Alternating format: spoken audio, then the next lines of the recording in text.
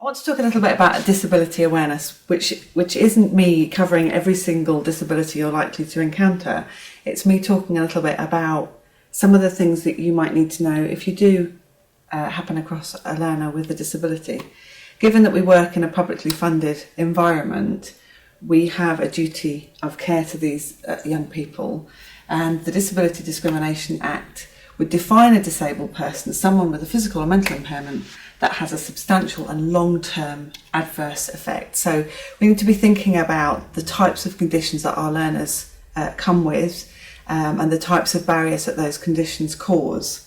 The DDA was slightly amended to include 3 new areas, one being multiple sclerosis, cancer and AIDS, from the point of diagnosis, because people then started to recognise that actually those illnesses being terminal would have an impact right from the moment that diagnosis occurred, even if the symptoms hadn't yet started to emerge. So it's quite an important amendment to that Act. And that's really the medical model of disability. So a person with a disability might fit into that, although they wouldn't necessarily classify themselves as disabled. Then we look a little bit more at the social model, which is the important part and the important approach that we as providers need to be thinking about. The social model of disability came about as a response to the medical model, that people felt that, actually I'm not a body to be cured. I have a condition, and if the barriers were not put up and weren't in my way, I wouldn't have a problem. So people are feeling very much that the way that society is set up causes them to have difficulty. It's other people's attitudes, it's the adjustment that other people make, it's the accessibility of buildings, it's the accessibility of information that causes the barrier rather than the disability itself. So really a person who defines themselves as disabled may only feel that way because they feel society has disabled them. So really, as a provider, as a public funded body, we need to be very clear on the barriers that exist and ways to remove those, in order that we don't exclude, but that we really cover inclusion in every sense. There are so many different types of disability that you might encounter in college, and I think you need to be aware of the fact that some are invisible and some are very visible. But all will have some need attached to them, and some may have some stigma attached to them that the students are very well aware of. They understand that people have issues around some of these disabilities. You as a college need to be very comfortable with the language that you use. In terms of invisible disability, I think it's very easy to make an assumption that they look all right, therefore they must be all right. And largely, of course, they are all right. However, there may need to be some adjustments made in order to make sure that you have given them full access. In terms of mental health difficulties, you need to be aware that these are not always constant in nature, that they can come and go, that there are worse times of the year for these learners, that actually they may need more support at times than others. In terms of sensory disability, they may very well be able to access the class if they're provided with a British Sign Language interpreter, or if they are provided with a note taker, or if they're provided with a laptop. But there are background issues with regard to the development of communication. When somebody has a visual impairment, they're going to be missing about 90% of communication because that is the non-verbal part of communication. So you need to be aware of that when you're teaching, when you're talking, that actually you're making everything very verbally accessible to a blind person, that you're making everything very visually accessible to a deaf person. And then you come up against these sort of attitudes and assumptions of other people, that if you're in a wheelchair, that must mean that. Or if you're working with a white stick, that must mean that. And actually, it's not always the case. So you need to ask, you need to allow the student to explain. They may only be in a wheelchair for some of the time, that actually condition such as chronic fatigue syndrome may mean that it impacts worse at certain times of the year, and actually that student just needs that additional bit of support and nurturing to get through that difficult part of the year, and then they're back to being very independent learners again. So you need to be kind of in the background there, making sure that you're ready to catch these learners if they need that support. As a college or a school, we don't just have an obligation to meet needs and to provide the bare minimum. We have an obligation to advance and promote awareness. And this is where we can really work incredibly positively with a student to develop a relationship and to educate the people who are going to be working with and around those learners.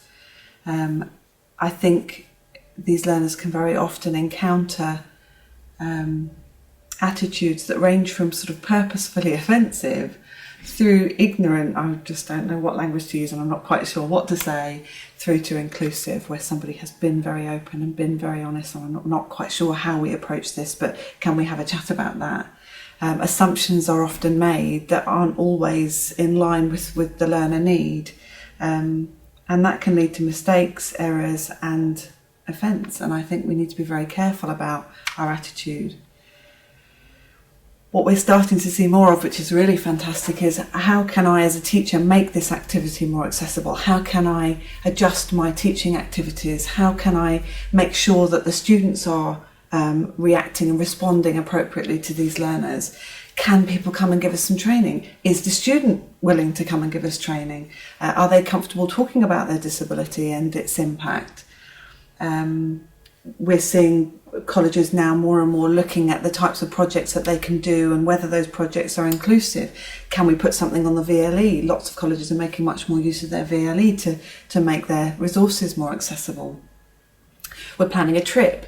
What do we need to think about when we're planning that trip? Is it going to be accessible? Are we going on a boat? Are we going on a plane? Are we going on a train that's accessible? Does it have wheelchair access?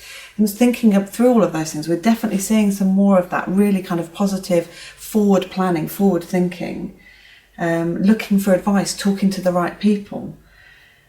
Ultimately, the question is, what can I do to ensure inclusion? That actually everything that I do, the lessons that I present, the trips that I plan, the activities that I use as part of my lesson, they're all accessible and they're all bringing the students together and drawing out the experience of learners to help them develop and learn. So the most important thing, first of all, which I hopefully have said all along, is that you will need to develop a relationship with this learner.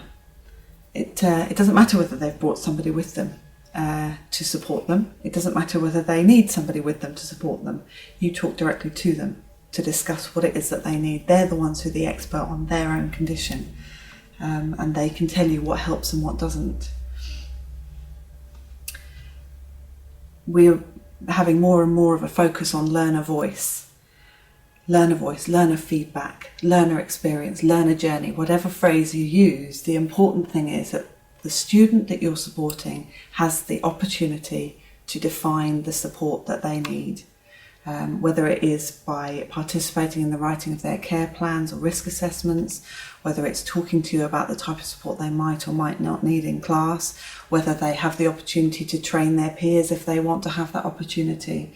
But you also need to be very realistic about what you can provide. We work within funding restraints always, so don't build the learner up in terms of, we can give you this, this and this, if you know that that's not a possibility within your college. Be realistic. Make sure that the student has an opportunity to review what's going on with them, that they have an opportunity to look at their care plan, look at their support needs and say, well, that was really helpful, but that wasn't so helpful. Perhaps we could try this. Keep that dialogue going to make sure that you're getting it right and adjust support accordingly. You can make changes, it's very possible to do that. And as the student develops in confidence and independence, we would hope to see that anyway. In terms of your classroom, when you are in charge of your classroom, you need to also be in charge of the environment. So make sure that it's accessible. If you have a learner with a hearing loss and they're lip reading you, they might need to be sitting nearer the front. If you have a learner in a wheelchair, there needs to be a very clear path through so that they have a choice of where they sit. If you've got a learner who's blind, they may need to sit closer to you so that they can hear you better. They will be relying only on verbal cues. So you need to be aware of your environment. If you've got a student with an autism spectrum condition, they may find being in the centre of a busy room very, very difficult to cope with. They may need a quieter workstation. Make use of positive language. You have an obligation, a duty to promote and advance. So if you're not comfortable with the language around certain disabilities, get comfortable with it. Ask somebody, talk to the student. Well, have I got this right? Am I allowed to use that word? Is it okay to say see you later to a blind person? Talk to them, ask them questions, make use of that language. And actually in doing so, you're going to be promoting a real positive attitude within your environment. If you aren't sure what works, ask the student. The student knows, the student is the expert. In all things, take opportunities where you can to raise awareness of these issues. The biggest barrier faced by disabled people is their environment and the people around them. So raise awareness, talk about it, talk about what works, talk about what doesn't work, in order to improve those kind of general societal attitudes.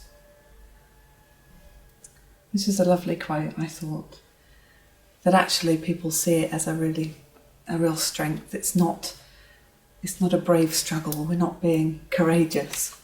We're living in a fantastic, ingenious and unique way. And we can really embrace that as a society and celebrate it.